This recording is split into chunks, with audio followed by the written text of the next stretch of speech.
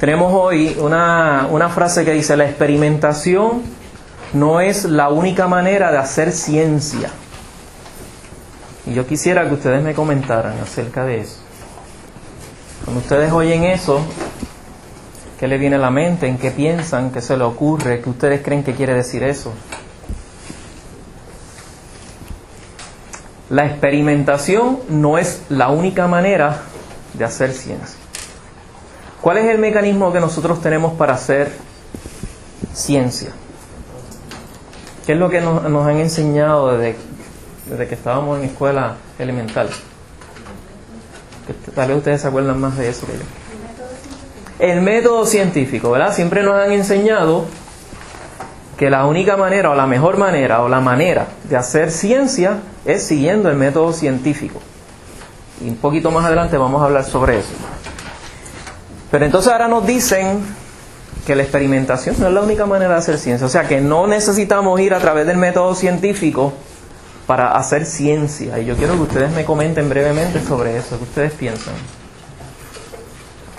Hubo un científico que dijo que la ciencia era la búsqueda del conocimiento. Me imagino que cualquier búsqueda que tenga que ver con conocimiento, pues eso puede ser ciencia. Ok, fíjense que allí yo le puse un la porque debajo de la aseveración le puse una foto de quién. Albert Einstein, ¿verdad? Y es uno de estos íconos de la ciencia. Que no tenemos que ser estudiantes de ciencia para saber, ¿verdad? Nos ponen esa foto ahí y sabemos quién es, aunque estemos en artes plásticas o en lo que sea. Así que, ¿qué le da? Cuando le pongo allí la foto de Albert Einstein, ¿cómo ustedes pueden relacionar lo que aparece arriba con la foto de él? ¿Cuál fue el mayor aporte que hizo este señor a nuestra sociedad? La teoría de relatividad. ¿Qué era esa teoría? ¿Qué decía la teoría en términos generales? ¿Verdad? No tenemos que ir al detalle. Los estudiantes de física, ¿ustedes deben estudiar la teoría de la relatividad o no?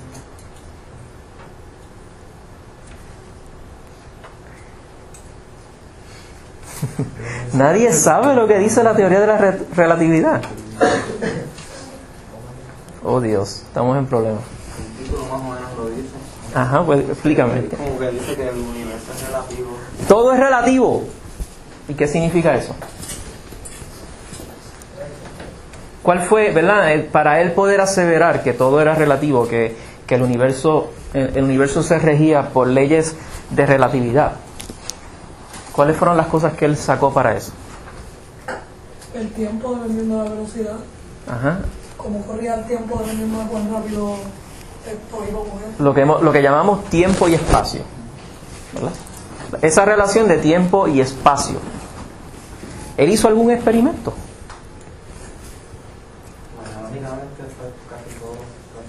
Pero él no hizo ningún experimento. La experimentación no es la única manera de hacer ciencia. Si él no hizo ningún experimento, Albert Einstein, ¿hizo ciencia o no hizo ciencia?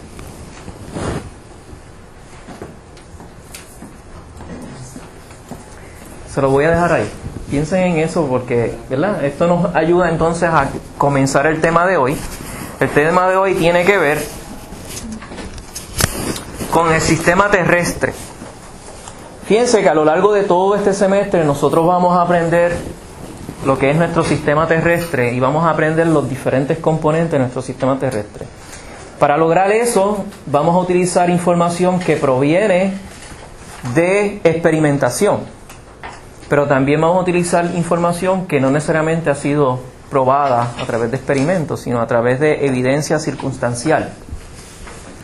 ¿Hasta qué punto lo que nosotros vamos a aprender en este curso es final y firme? Pues eso es relativo, como dijo Albert Einstein. A medida que nosotros avanzamos en el conocimiento de cómo funciona nuestro universo, todas las cosas que aprendemos en la ciencia pueden cambiar.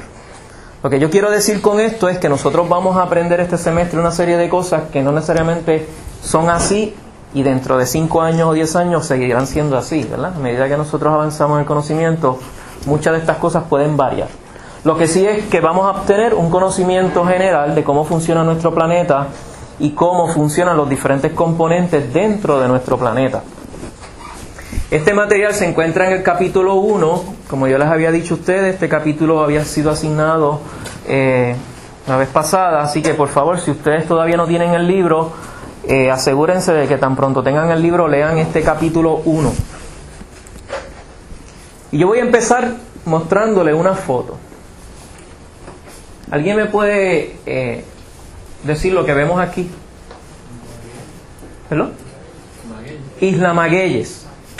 ¿Alguien no sabe lo que es Isla Magueyes?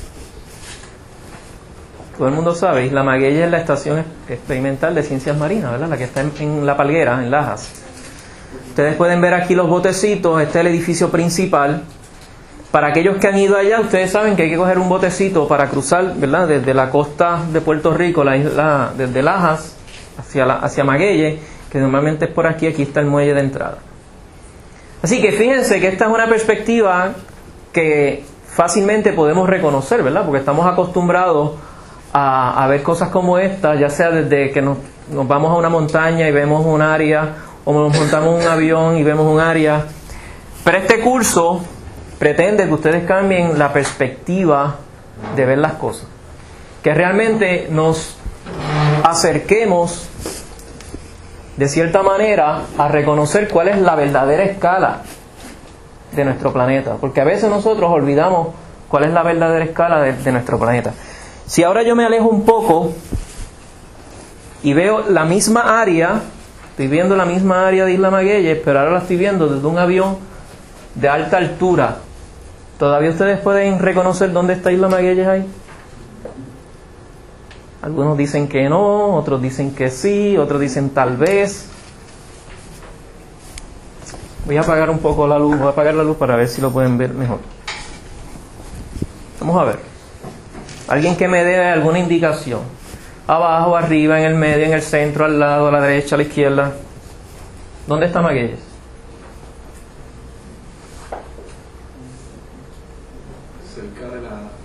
Cerca del área que se ve más poblada. En la foto que ok, se yo ve, entiendo que el área más poblada es esta. No, un poco más al sur. ¿Al sur? Ahora un poco más al este. Ok. Ahí, un poco hacia abajo, eso. Esto es Isla Magueyes. ¿Ok? Así que fíjense, simplemente lo que hemos hecho es alejarnos un poquito y ya estamos cambiando la perspectiva. Ya se nos hace un poco difícil, ¿verdad? Saber dónde está, pero pues, fíjense que aquí está el poblado de La Palguera, esta es Isla Magueyes, esta es la bahía bioluminiscente, para aquellos que no la hayan visto desde el espacio. Todo esto que vemos aquí es el complejo de arrecifes de coral que tiene la Palguera, ¿verdad? Vamos a cambiar un poquito, vamos a cambiar de nuevo la escala. Vamos a ver si ahora podemos reconocer dónde está Isla Magueyes. Ajá. Tira. Está allí se ve una columna, un grupo de montañas cercanos a la costa. Ajá. Ahí, un poco más hacia abajo. Ok. Ahora un poco a la derecha y ese puntito que está ahí. Muy bien. Ahí está Isla Magueyes. ¿Qué ha pasado en esas tres fotos a medida que nos vamos alejando? ¿Qué cosas usted nota? ¿Cuál es la conclusión principal? Desde la primera hasta ahora.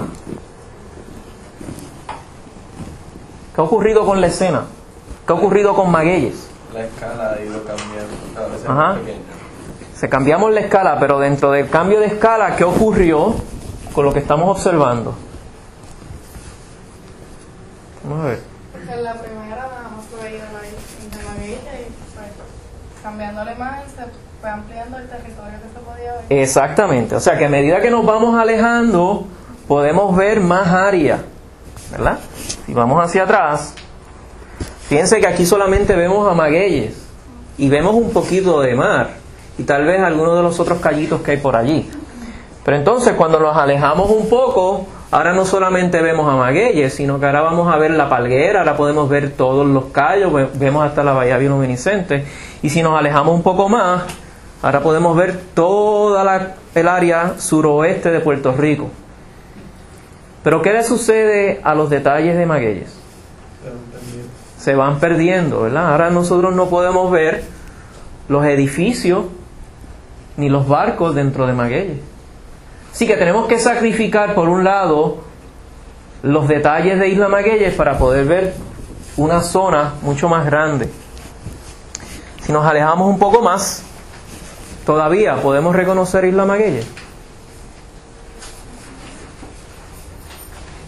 Sí, yo creo que sí. Todavía se puede ver el puntito, ¿verdad? Sí. Que es este que está ahí, ese puntito de ahí. Pero fíjense que, ¿verdad? Ahora vemos menos detalle de los arrecifes, pero ahora ¿qué pasa? Podemos ver a todo Puerto Rico. ¿Ok? Fíjense, seguimos cambiando la escala.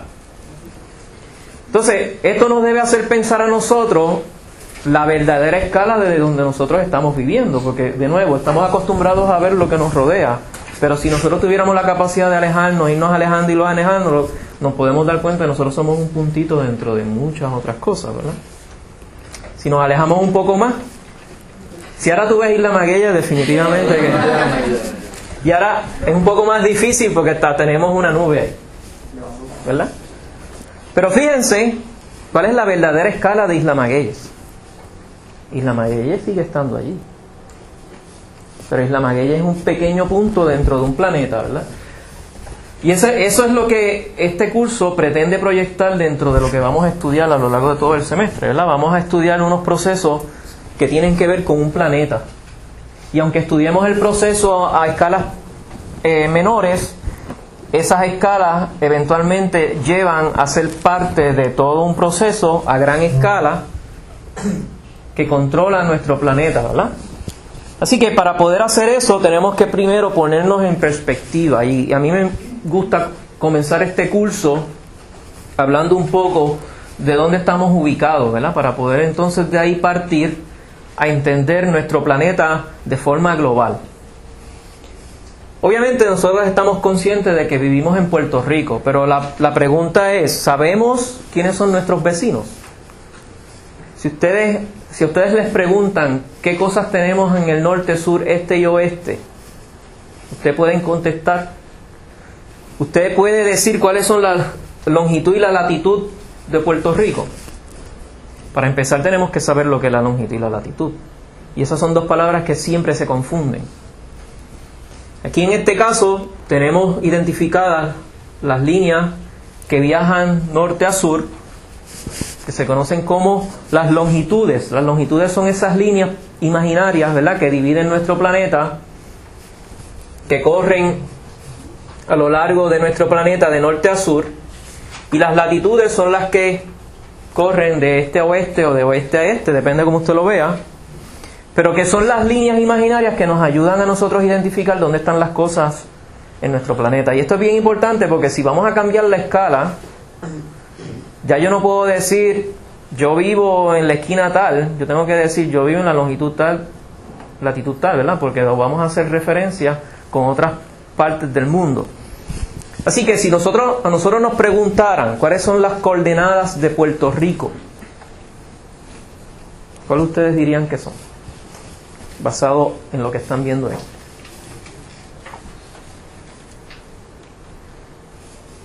Vamos a ver.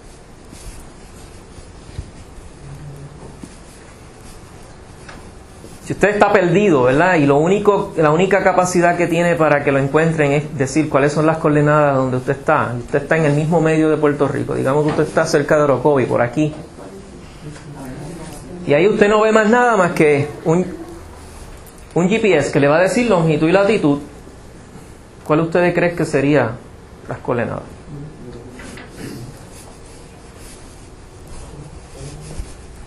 ¿Qué dice aquí? 66. ¿Qué dice aquí? 67. Y al lado de esos números, ¿qué tiene? Circulito chiquito. ¿Qué es ese circulito? Grados. ¿Y qué significa la N? Norte. ¿Y eso está correcto? No. ¿Por qué? ¿Verdad? Porque la longitud es... Así que encontramos un error. Fíjense que hay que tener cuidado con lo que uno lee. Así que esto es 67 grados este o oeste. Oeste.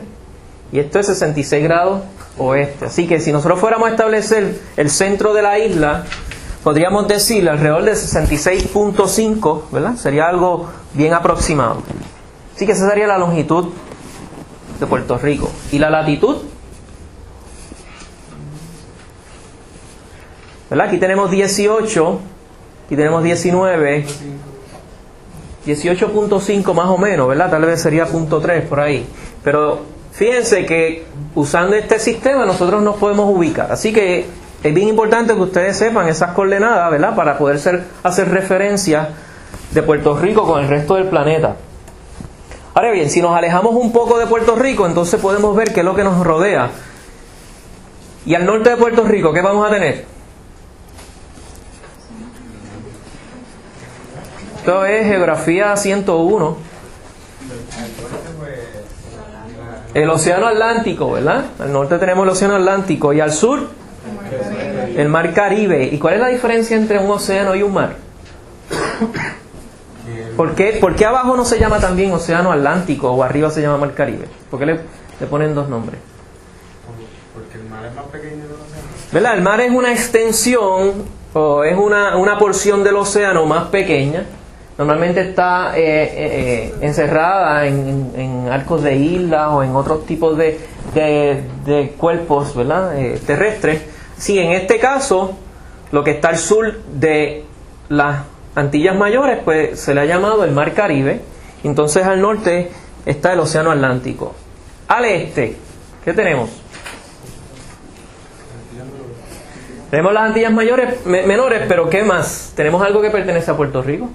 Son los Vieques y Culebra, ¿verdad? Que son dos islitas que pertenecen a Puerto Rico y que están justo al este de Puerto Rico. Y al oeste tenemos el Canal de la Mona y allí tenemos otra islita que pertenece a Puerto Rico, que es Isla Mona, ¿verdad? Y Desecheo también está por allí.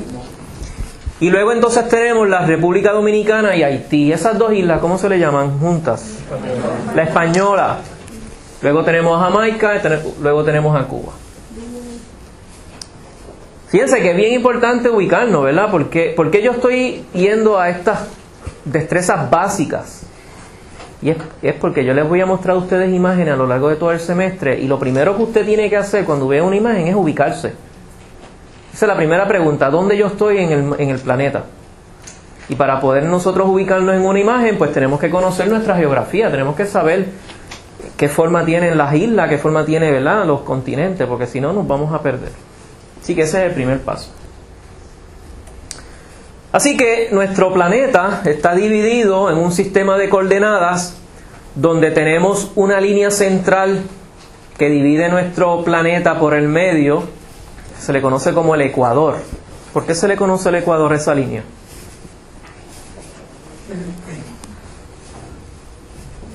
¿Por qué a la línea del ecuador se le llama el ecuador? ¿Perdón?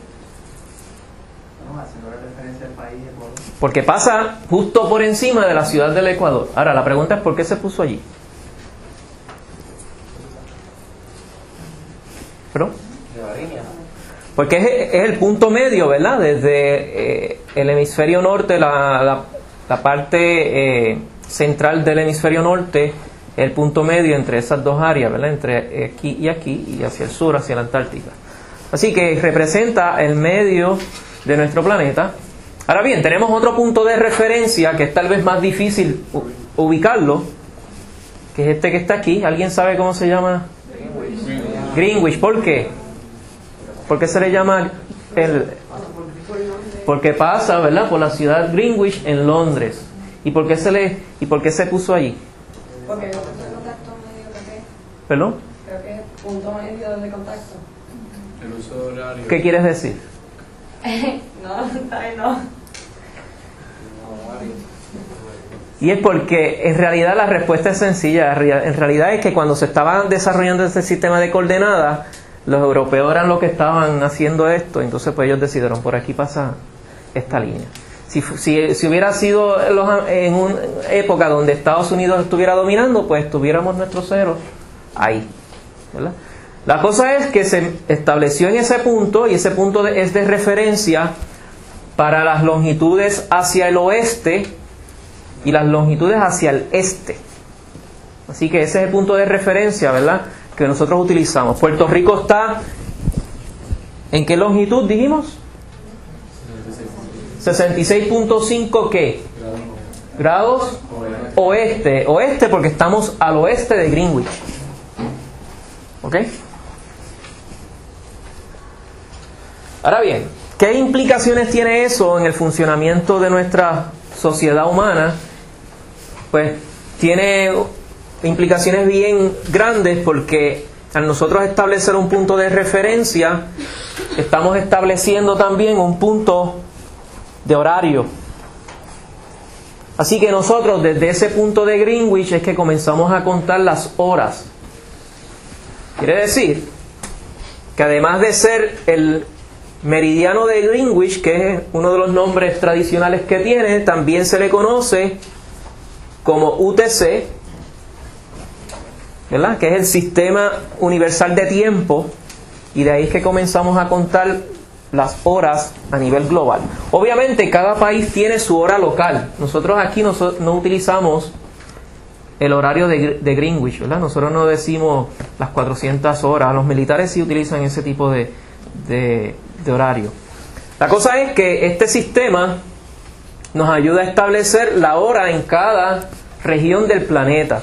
Entonces fíjense que aquí nosotros estamos ubicando, ¿verdad?, Greenwich como 0. Al oeste de Greenwich tenemos una zona 1, una zona 2, una zona 3, y como ustedes pueden ver, los horarios van cambiando. ¿Y cómo van cambiando? ¿Cómo cambia esa hora? Según lo que dice allí. Si en Greenwich son las 12, ¿qué horas en la zona 1? Las 11.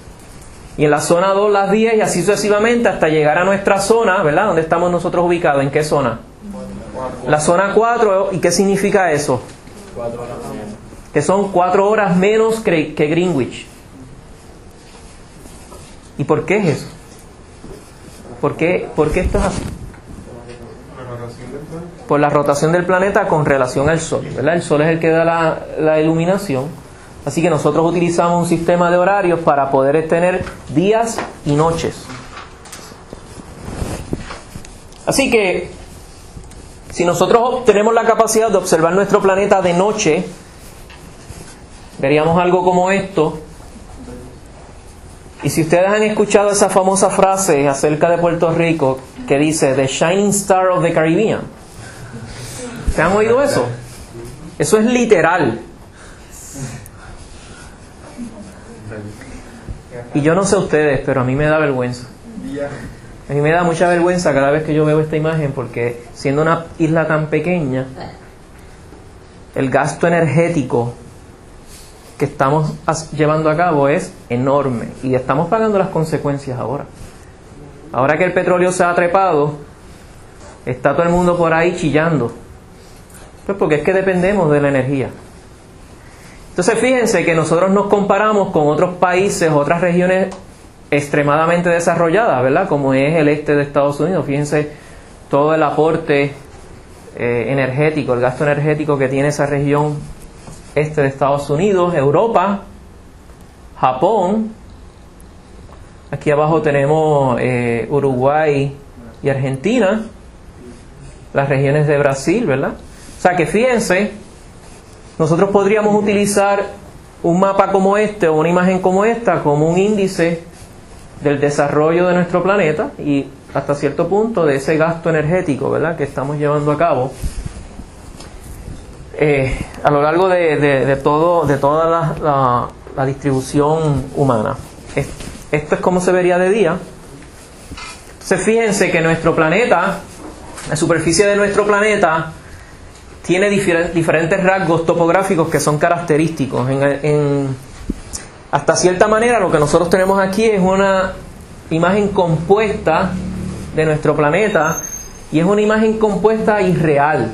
Irreal porque en ningún momento de nuestro planeta tenemos toda el área iluminada. Quiere decir que todas las áreas del planeta van a estar de día en un momento dado. Eso no es cierto. Y tampoco es cierto que no tengamos nubes.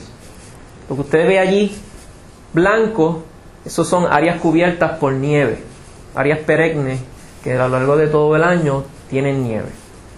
Así que aunque son fotos reales, la escena, ¿verdad?, el escenario que estamos viendo es irreal porque primero necesitamos tener la mitad del planeta de noche y segundo que nuestro planeta está lleno de nubes.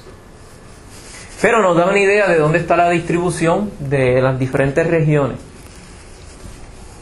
Pregunta, ¿nuestro planeta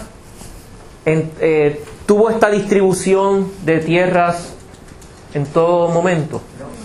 ¿Verdad que no? Nuestro planeta ha cambiado y parte de las cosas que vamos a estudiar es ese cambio que ha tenido nuestro planeta. ¿Nuestro planeta sigue cambiando, sí o no? Sigue cambiando, ¿verdad? Y todos los días escuchamos de terremotos, escuchamos de tsunami, todos esos son productos de lo vivo que está nuestro planeta y los cambios que continuamente está llevando a cabo nuestro planeta. Ahora bien, comenzamos con las definiciones. Tenemos que primero definir lo que es la ciencia del sistema terrestre y lo vamos a definir como la ciencia que estudia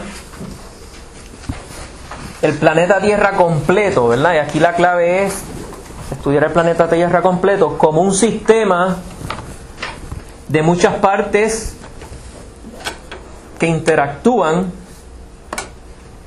y que se enfoca en ver los cambios entre las partes. O sea que en otras palabras, la ciencia del sistema terrestre es la ciencia que se dedica a estudiar nuestro planeta, las partes que lo componen y cómo esas partes interactúan. Quiere decir que este curso tiene que ver con eso. Tiene que ver con estudiar nuestro planeta, tiene que ver con estudiar las partes que forman nuestro planeta y tiene que ver con la interacción de esas partes. Por eso es que nosotros primero vamos a estudiar los diferentes componentes del planeta Tierra y al final vamos a integrarlo todo a través de cambio climático, cambio global, procesos biogeoquímicos, ¿verdad? Vamos a integrar, al final del semestre vamos a integrar. ¿Alguna pregunta hasta ahora? ¿Cuáles son esos componentes? Estos componentes son básicamente 4, aunque dentro de uno de ellos, dentro de la hidrosfera, vamos a tener una subdivisión. Pero básicamente tenemos la atmósfera, y la atmósfera es la mezcla de gases que rodea el planeta Tierra. La atmósfera es la mezcla de gases que rodea el planeta Tierra, y dentro de esa mezcla de gases tenemos nitrógeno, oxígeno, argón, CO2 y vapor de agua. Así que fíjense, vapor de agua pertenece a la atmósfera. Por otro lado, la hidrosfera es la cantidad total de agua que tiene nuestro planeta, excepto el vapor de agua. El vapor de agua, como habíamos dicho, pertenece a la atmósfera. Todo lo demás que es agua pertenece a la hidrosfera. Dentro de la hidrosfera tenemos un componente que se conoce como la criósfera. ¿Y qué habíamos dicho que era eso? El hielo, ¿verdad? El hielo, que es agua en forma de hielo. También tenemos la biosfera. Y como lo dice la palabra, pues la biosfera son todos los organismos que componen nuestro planeta. Y ahí está la especie humana. Y finalmente, pero no menos importante, la geósfera. La geósfera es ese componente sólido de nuestro planeta que está compuesto mayormente de roca y regolito. Y más adelante vamos a estudiar lo que es eso, ¿verdad? Así que la geósfera, el componente sólido formado de roca y regolito. En este diagrama, y yo quiero que recuerden siempre este diagrama, tenemos los 4 componentes, pero más importante que ver los 4 componentes, tenemos que recordar las flechas. ¿Y qué es lo que nos dicen las flechas? ¿Qué están diciendo esas flechas?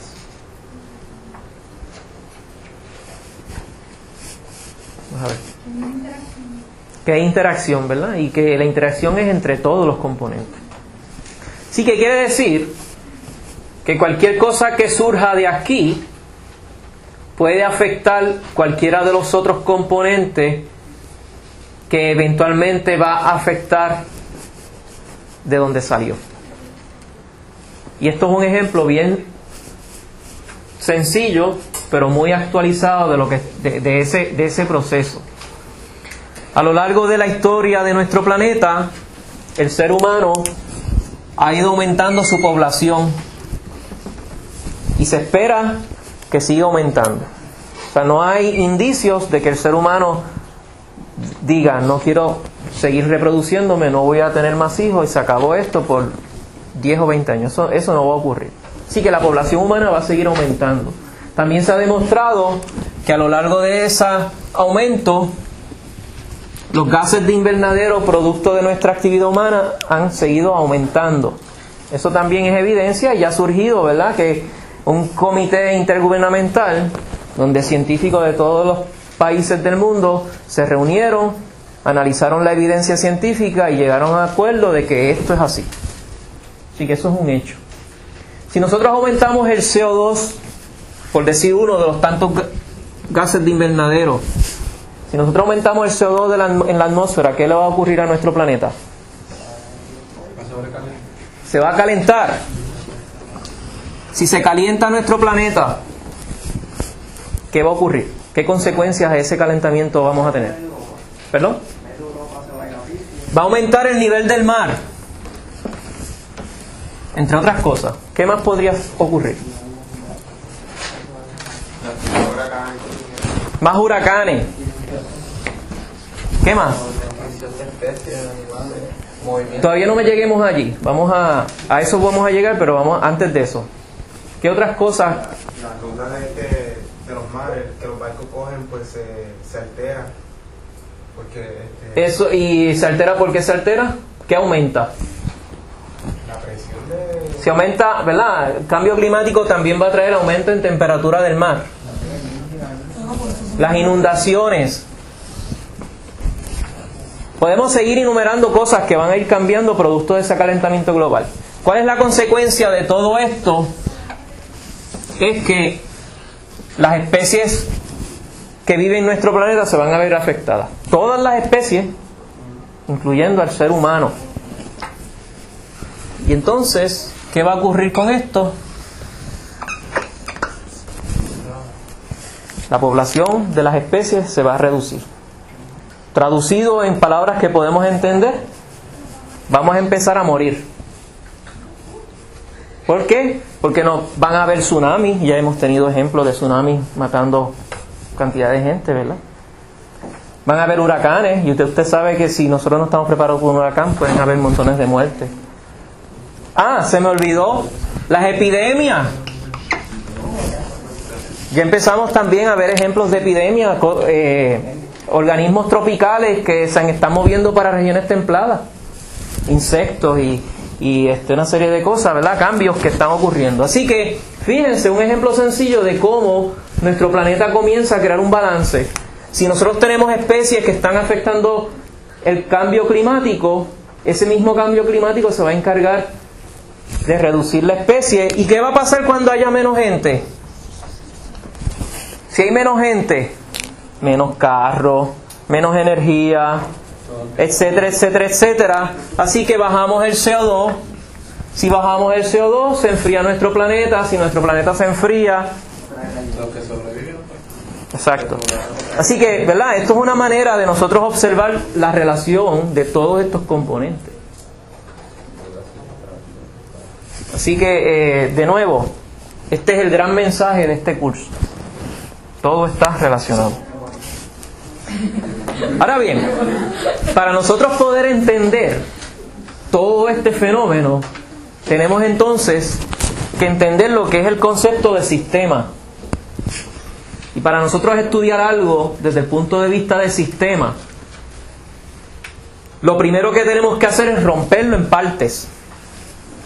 Yo no sé si usted en algún momento, cuando usted era chiquito, usted le regalaron un juguete que usted se preguntaba, pero ¿y cómo esto funciona? Tal vez los varones somos más hacia esa línea, las muchachas como que no, ¿verdad? No tienen esa genética, pero yo conozco muchachas que cogen las cosas y las descomponen, ¿verdad? Así que la pregunta era, ¿cómo funciona? Pues para saber cómo funciona tenemos que empezar a romper partes, ¿verdad? Y sacar y dividir y poner todas las partes ahí y ver después si las podemos montar para atrás. Pues cuando nosotros estudiamos algo desde el punto de vista de sistema, tenemos que romperlo para poderlo simplificar.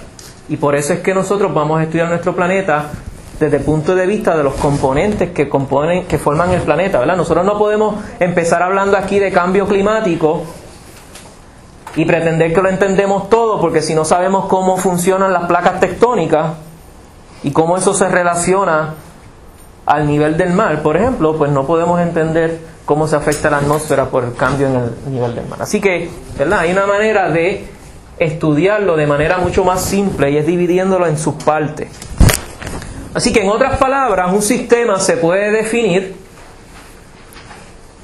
como la porción de un universo que se puede aislar del resto del universo para propósitos de observarlo y estudiarlo y medirlo.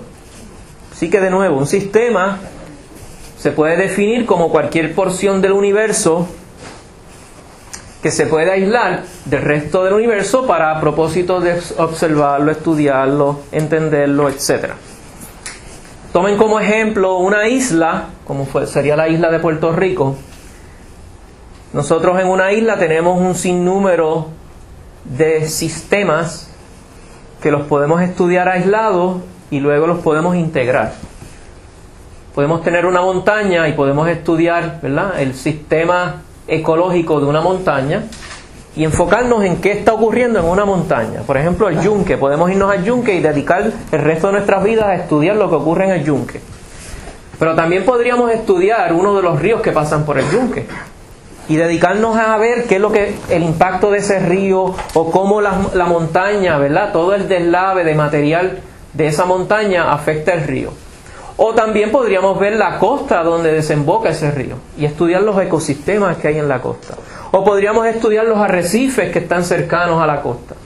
Cada uno de esos son ejemplos de sistemas. Ahora bien, para yo poder entender, si yo estoy evaluando un permiso de construcción en el yunque, que viene esta persona y me dice que quiere construir un mega hotel en el pico más alto del yunque, y a mí me contratan para ver el impacto de eso en un arrecife de coral que está allá abajo en Fajardo. Yo tengo que entender todo este proceso. Yo tengo que entender el sistema completo. Yo no puedo entender solamente lo que está ocurriendo en la montaña, porque ¿cómo yo voy a llegar de acá arriba hasta allá? Yo tengo que saber, ¿verdad?, que cualquier actividad que ocurra aquí va a transportar sedimentos a través del río y que ese río entonces va a crear sedimentación y que esa sedimentación va a reducir la luz y que la luz entonces hace que el coral muera. Pero para yo poder llegar a todas esas conclusiones yo tengo que estudiar todo el proceso, ¿verdad? Así que fíjense cómo dividimos el sistema en partes y luego lo juntamos para poder entender lo que ocurre. Eso mismo es lo que queremos hacer con nuestro planeta. Queremos entender cómo nuestro planeta funciona y tenemos que primero dividirlo en partes para luego juntarlas. Bien importante, tenemos 3 tipos diferentes de sistemas. Eso quiere decir que no todos los sistemas que vamos a estudiar son iguales. El primer sistema es el que se conoce como el sistema aislado, el segundo el sistema cerrado y el tercero el sistema abierto. Cuando estamos estudiando sistemas tenemos que tomar en cuenta 2 factores. El primer factor, el intercambio de energía. Segundo factor, intercambio de materia. Así que o intercambiamos energía o intercambiamos materia. En el sistema aislado no hay intercambio de ninguna de las dos. Y como ustedes pueden ver en este dibujo, lo que tenemos es un canasto cerrado lleno de agua, ¿verdad?, donde entonces la radiación solar no puede penetrar el agua y el agua tampoco puede salir. Así que no hay intercambio ni de energía ni de materia. Lo que está aquí dentro ahí se queda. En el sistema cerrado ¿qué estaría ocurriendo a base de lo que le acabo de explicar?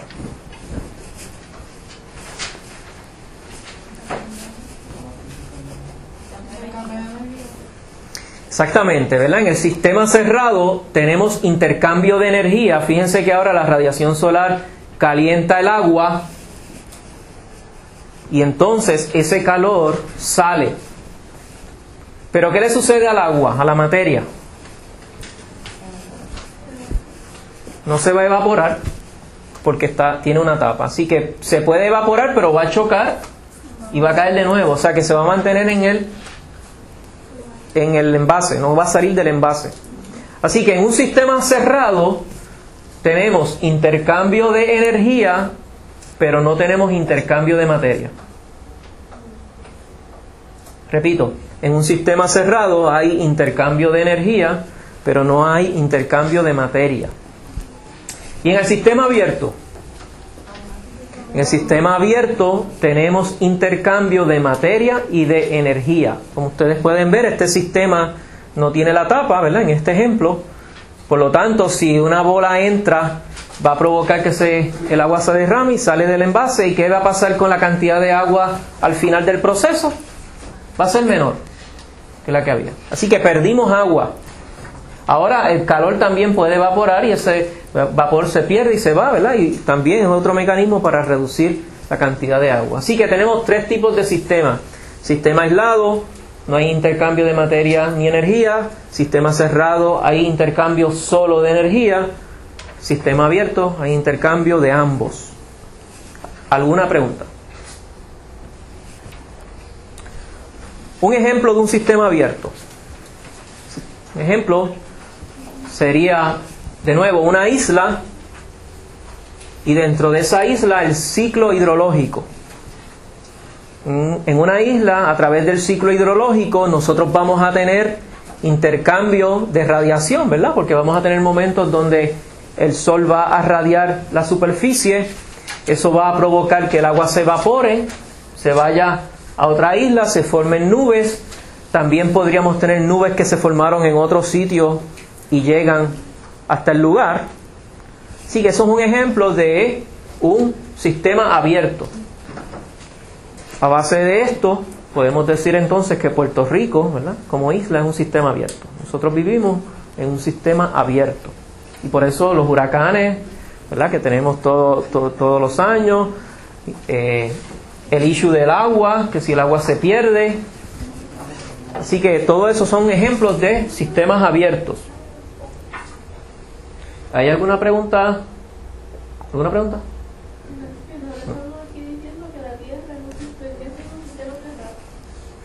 Se adelantaron.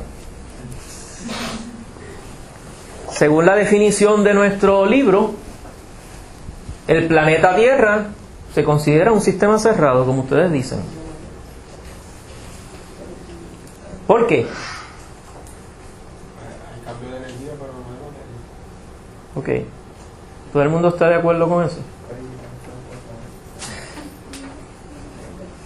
Oigo murmullos, pero no oigo... Yo quiero que alguien me refute eso, esa aseveración del libro. ¿Quién se atreve a irse en contra del autor de nuestro libro? ¿Nadie se atreve? Yo me atrevo. Yo digo que el libro está incorrecto. ¿Cuál es la aseveración? Entran meteoritos. ¿Meteorito es materia o no es materia? Es materia. Y desde la formación de nuestro planeta, desde el origen de nuestro planeta, estamos teniendo lluvias de meteoritos, ¿verdad? Y sabemos que la teoría más acertada para la muerte de los dinosaurios, ¿qué fue? Un mega meteorito que cayó, ¿verdad? Y creó un impacto global. ¿Qué otra cosa? Además de los meteoritos. Hay una bien importante. Estamos hablando de lo que entra, ¿verdad? Los meteoritos entran. ¿Algo está saliendo? Por eso no sé. Podríamos pensar en gases, pero más algo más tangible. El ser humano está buscando el mecanismo de salir del planeta. Y si nosotros logramos, ¿verdad?, esa gran meta de movernos hacia otros planetas, de colonizar otros planetas, que puede parecer algo sacado de películas de ciencia ficción, pero es que ese es el futuro de nuestra especie. Nuestra especie comenzó colonizando el nuevo mundo y vamos a terminar colonizando otros planetas. Así que cuando nosotros podamos rebasar todas las limitaciones de la tecnología de viajar en el espacio, ¿verdad? Cuando podamos viajar a altas velocidades, podríamos viajar a otros planetas. Y en ese sentido, pues estamos moviendo materia, porque estamos moviendo seres humanos, ¿verdad?, fuera del planeta.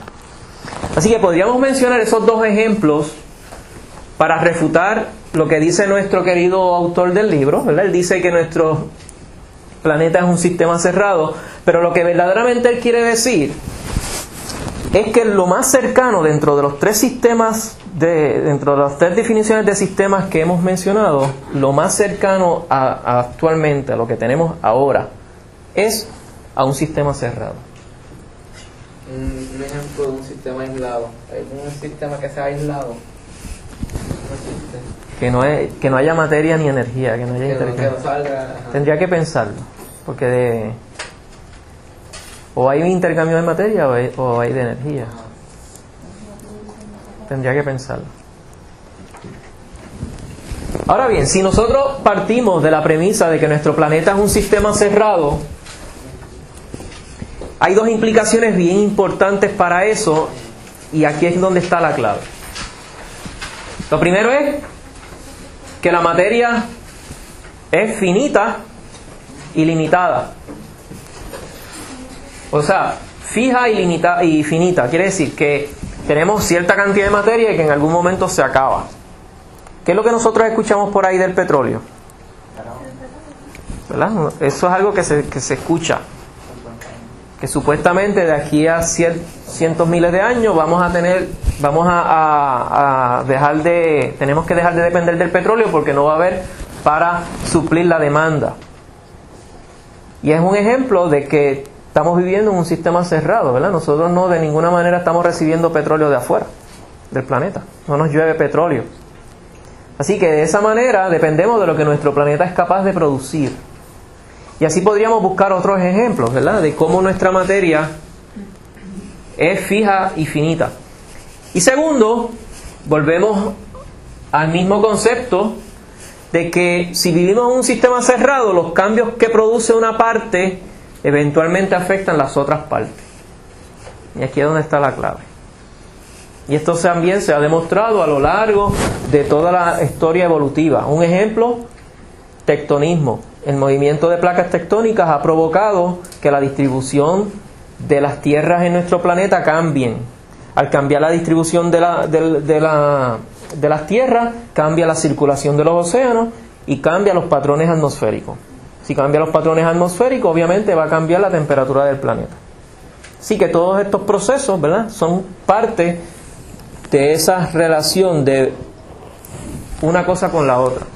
También tectonismo, si por un lado nuestro planeta saca material nuevo a través de zonas de divergencia, por otro lado los tiene que hundir. Porque nuestro planeta no se sigue haciendo más grande. Así que son mecanismos, ¿verdad?, producto de esto que estamos hablando. Ahora bien, cuando nosotros estudiamos un sistema, utilizamos diferentes mecanismos, pero el más común es lo que se conoce como el modelo de caja. El modelo de caja lo que nos dice es que vamos a tener reservorios, y los reservorios no son otra cosa que los tanques de almacenamiento, es donde se va a guardar esa energía o esa materia, ¿verdad? Estamos hablando de energía o de materia. Y que va a haber un tiempo de residencia, y como lo dice el nombre, es el tiempo en que esa materia o esa energía va a permanecer en ese reservorio. Así que cuando nosotros estudiamos los sistemas, nosotros tenemos un sinnúmero de cajas, esas cajas son reservorios, y tenemos un sinnúmero de flechas que nos dicen hacia dónde se mueve esa energía o esa materia. Y esto es una manera de nosotros poder entender nuestro sistema, es una manera de poder estudiar el sistema y poder entender cómo funciona. Un ejemplo, dentro de todos los mecanismos que tiene nuestro planeta. Nuestro planeta lleva a cabo lo que se conoce como retroalimentación. ¿Alguien ha oído este término anteriormente? ¿Dónde lo han oído? retroalimentación. ¿Tú podrías explicarme cómo, dentro de ese contexto, qué sería? Lo que si tú produces, recibes. Ok. Otro ejemplo. En otra área. Retroalimentación. Pues, en una comunicación entre dos personas, si yo hablo y la otra persona me contesta, pues eso es un feedback. Exacto. Tú vas a responder o vas a actuar de acuerdo a como la otra persona te contesta. Y esto es un ejemplo básico de convivencia, ¿verdad? Si usted en su hospedaje, o con su novia o novio, o con su esposa o esposo, usted va a tener una conversación y le habla, y esa persona está allí, y usted le dice, yo creo que debemos hacer esto, y esa persona no responde, no va a haber ningún tipo de acción, porque no hay esa retroalimentación, ¿verdad? No hay ese feedback positivo o negativo. Usted lo que quiere es que le diga algo. Por lo menos, o estoy de acuerdo o no estoy de acuerdo, pero que le diga algo, no que se quede ahí, ¿verdad? Pues lo mismo ocurre en el planeta. En el planeta tenemos un sinnúmero de procesos que envuelven retroalimentación. Retroalimentación, en este caso, por ejemplo, el libro nos presenta una retroalimentación negativa. Y lo que ocurre, ¿verdad? El ejemplo que él presenta es el ejemplo de una calefacción. Recuerden que esto es un libro de Estados Unidos donde sí, allí es común la calefacción. Y el proceso en que funciona es que nosotros vamos a configurar el sistema para una temperatura deseada, y a medida que se va enfriando, ¿verdad? ¿Qué pasa con el termostato del sistema? Cierra. Al cerrar el termostato, ¿qué le va a pasar al sistema que calienta? Prende. Y al prender, entonces se comienza a calentar el lugar. Una vez ese lugar llega a la temperatura deseada, el termostato abre, el sistema apaga. Y esto va a ser circular. En otras palabras, que por eso es que se mantiene, ¿verdad?, calentando el lugar. Y el mismo ejemplo ocurre con el aire acondicionado. Este aire acondicionado tiene un termostato que controla a la temperatura que se fijó, y él prende y apaga dependiendo de esa temperatura. Lo mismo ocurre en el planeta. En el planeta hay un sinnúmero de ejemplos que llevan a cabo retroalimentación negativa. Eso quiere decir que el mismo planeta le dice al proceso lo que va a ocurrir. Y aquí es donde entran estos mecanismos. Si yo aumento CO2, aumento temperatura. Si aumento temperatura, otras cosas van a ocurrir. Si yo bajo CO2, bajo la temperatura y otras cosas ocurren. Así que esto es algo bien importante dentro de nuestro planeta. ¿Alguna pregunta sobre esto?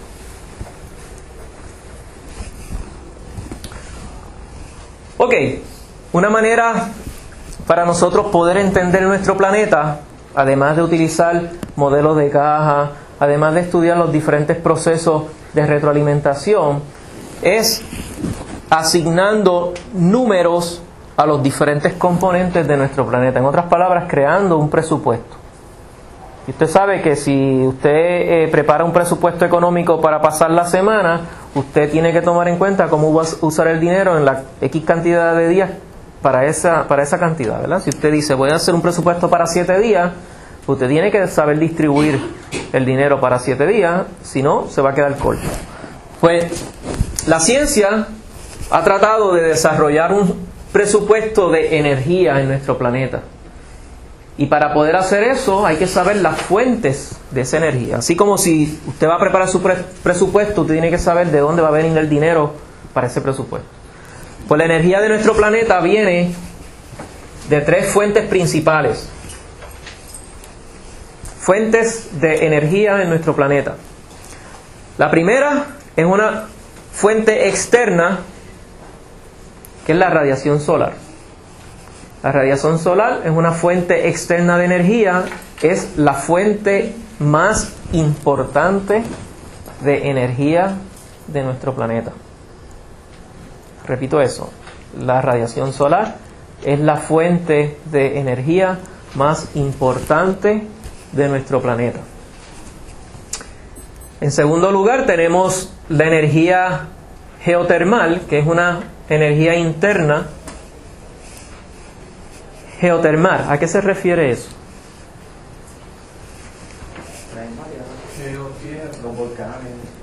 ¿Verdad? Básicamente tiene que ver con el interior de nuestro planeta, y vamos a estudiar Vamos a estudiar eso. Es la energía que se genera en el interior de nuestro planeta y que se proyecta hacia el exterior a través de diferentes mecanismos, ¿verdad? Uno de ellos son los volcanes. Así que es la energía interna en el interior de nuestro planeta. Y tenemos una tercera fuente de energía, aunque es mucho menor que las otras dos, es la energía de marea. Es la energía producto de la relación que tiene nuestro planeta con la Luna y el Sol. Así que dependiendo de la posición de nuestro planeta con la Luna y el Sol, se generan unas fuerzas que producen unos cambios de marea, y que eso se traduce, ¿verdad?, energía de marea. Así que, de nuevo, tenemos tres fuentes de energía en nuestro planeta, aunque la principal es la radiación solar. Y vamos a ver a lo largo del semestre por qué esa radiación solar es tan importante. Además de energía, tenemos que tomar en cuenta la materia, ¿verdad? Y también se preparan presupuestos de materia. Así que aquí tenemos, aquí tenemos el ciclo de energía de nuevo, utilizando números. Pero en términos de materia, lo que tenemos, podemos tomar como ejemplo el ciclo hidrológico. Y fíjense que el ciclo hidrológico no solamente envuelve lo que vemos, también envuelve lo que no vemos. ¿Y a qué me refiero? Agua subterránea. Nuestro planeta, además de tener agua por ríos y por océanos, también tiene agua debajo de la tierra, ¿verdad? Y es bien importante. Y a veces olvidamos ese componente de nuestro ciclo hidrológico. Así que cuando nosotros establecemos estos presupuestos de agua, tenemos que tomar en cuenta todos los componentes, incluyendo tanto el agua de lluvia, el agua en los ríos, en el océano, subterránea, etc. Siguiendo con ejemplos de materia, también tenemos los ciclos biogeoquímicos, y en este caso, en este ejemplo, es el ciclo de nitrógeno, ¿verdad? Nosotros podríamos hacer este tipo de análisis básicamente para cualquier elemento. Y al final del semestre pues vamos a hablar de otros ejemplos. Esto es simplemente para darle una idea de uno de ellos. Así que de nuevo, estamos, ¿verdad?, viendo ejemplos de cómo podemos estudiar nuestro planeta. El impacto humano. El impacto humano definitivamente tiene una importancia en el sistema terrestre y no podemos perder de vista lo que ha ocurrido con el ser humano. Fíjense que a lo largo de la historia hemos tenido una serie de revoluciones en nuestra conducta, y esas revoluciones en nuestra conducta han impactado la cantidad de individuos en el planeta. Cuando el ser humano comenzó a trabajar con herramientas, entre otras cosas, ya podía defenderse, ¿verdad?, de los animales que se lo comían, porque pues podía hacer cuchillos con rocas, o podía hacer otras cosas que lo defendían. Además le ayudó a cazar y a sobrevivir, a conseguir el alimento, ¿verdad? Así que el desarrollar las herramientas provocó un aumento poblacional. Luego se cansó de andar caminando el mundo y dijo: yo me voy a establecer aquí, voy a sembrar. Y comenzó la revolución de la agricultura, ¿verdad? Y ahí nuevamente tuvimos un boom, porque ya el ser humano no tenía que exponerse al impacto del ambiente, sino que podía crear un refugio, una casa, podía sembrar, ¿verdad?, y podía estar en un lugar estable. Luego vino la revolución industrial, y ya me imagino que la mayoría habrán escuchado, ¿verdad?, las cosas que han ocurrido ahí. Desde la maquinaria ya empezamos a producir cosas en masa, se empezaron a establecer fábricas, se empezaron a llevar, la economía empezó a crecer, empezaron a transportarse materiales alrededor del mundo, se crearon barcos, se crearon aviones, etcétera, etcétera. Obviamente el impacto en la población mundial, ¿verdad? Y ahí falta una, que es la que estamos viviendo, que es la revolución tecnológica. Y esa revolución tecnológica es la que ha tenido mayor impacto en el crecimiento poblacional, por muchas razones, ¿verdad? Y podríamos estar aquí debatiendo semanas de las cosas que están ocurriendo actualmente, y podríamos debatir si deben estar ocurriendo o no deben estar ocurriendo, ¿verdad? Que si el manejo genético ¿verdad? Y ustedes saben que nosotros hemos desarrollado el genoma humano, tenemos conocimiento del genoma humano, lo cual implica que podemos entonces atacar enfermedades a nivel de la genética. La famosa clonación, que es un tema tan, ¿verdad?, tan polémico, donde debemos decidir como especie si queremos clonar o no queremos clonar. Y eso todavía no está decidido, ¿verdad? Así que no se extrañen que dentro de su largo de vida ustedes van a ver esa polémica de si vamos a clonar el primer ser humano o no. Y esto parece, de nuevo, algo sacado de ciencia ficción, pero eso está a la vuelta de la esquina. Aquí las computadoras rigen el mundo, básicamente, ¿verdad?, desde el punto de vista tecnológico. Así que los cambios son tan rápidos que a veces no nos damos cuenta, pero están ocurriendo y son parte de eso. Toda esa tecnología ha provocado nuevamente que la población humana siga aumentando.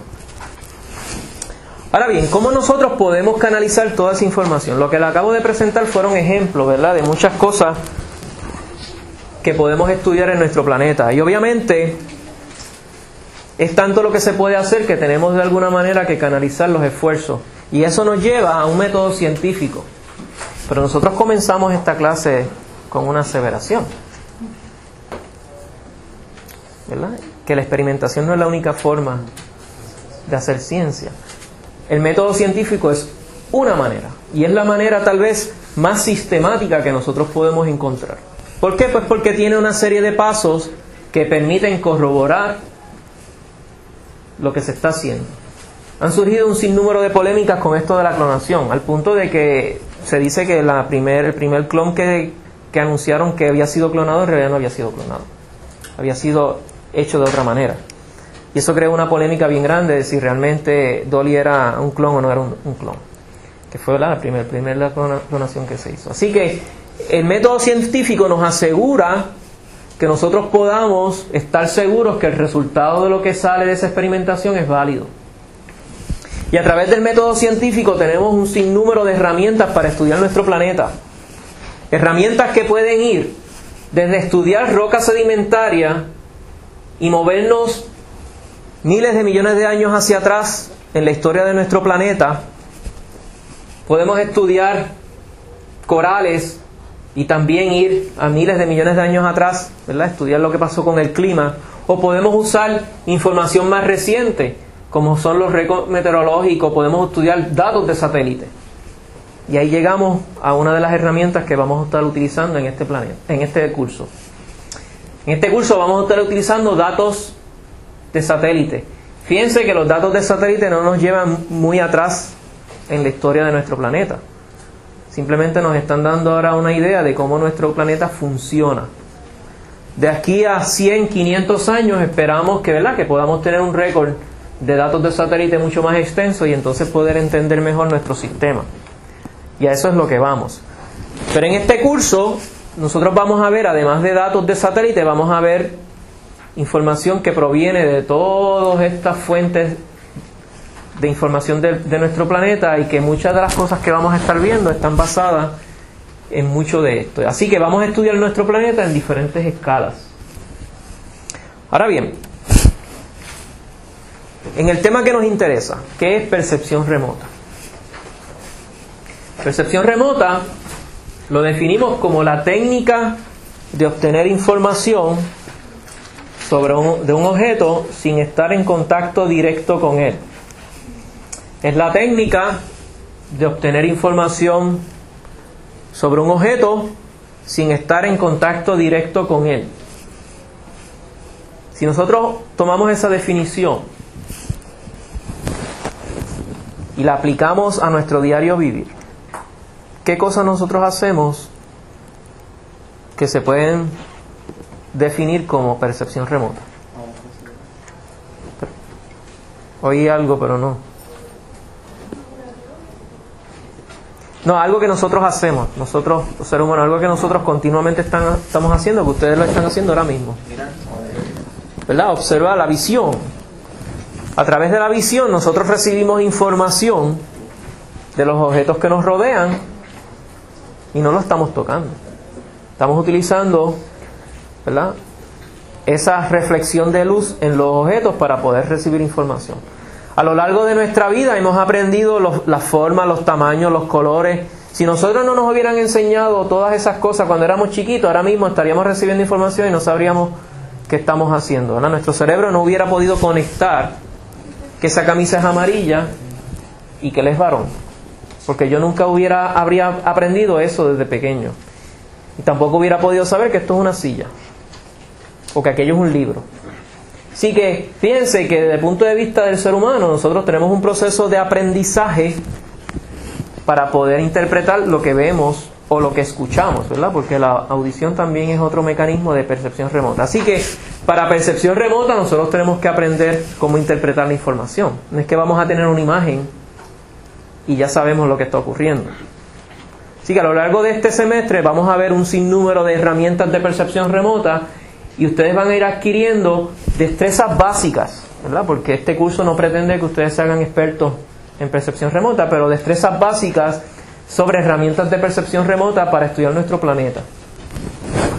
Entonces, ya para irnos, algunos ejemplos. Aquí tenemos una imagen del Caribe. ¿Y alguien me puede ubicar dónde estamos? Cuba, ¿verdad? Aquí tenemos a Cuba. ¿Y aquí? Jamaica. ¿Y acá? Haití, ¿verdad? Y pues Puerto Rico estaría por allá, que no se ve por la curvatura del planeta. Así que esto es un ejemplo. Otro ejemplo, huracán Katrina, ¿verdad? Que impactó tanto la costa de Estados Unidos. La bahía de Mayagüez, y esto vamos a ver muchísimo de la bahía de Mayagüez porque yo tengo varios proyectos en la bahía de Mayagüez, así que tengo cantidades enormes de imágenes de esta región. Así que en resumen, nosotros podemos utilizar diferentes sensores, diferentes herramientas. Todo lo que estamos viendo aquí son tipos de sensores, iconos, Thematic Mapper, INSAR, Hyperion, SeaWiz. Todos estos son sensores que vamos a estar escuchando a lo largo del semestre y que vamos a estar estudiando en las diferentes aplicaciones. Así que en resumen, tenemos diferentes sensores, diferentes modalidades y en otras palabras, diferente perspectiva. Así que yo espero que a lo largo de este semestre ustedes puedan apreciar eso